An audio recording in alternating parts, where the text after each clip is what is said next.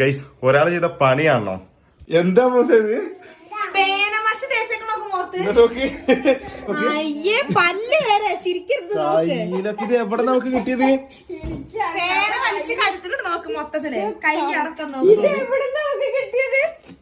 എന്താ കഴുകി ഉണങ്ങി പിടിക്കുന്നത്. സോപ്പിട്ട് കളിച്ചോ കഴുകിയ പോകോ? ഇതെന്താ ചെയ്യാ?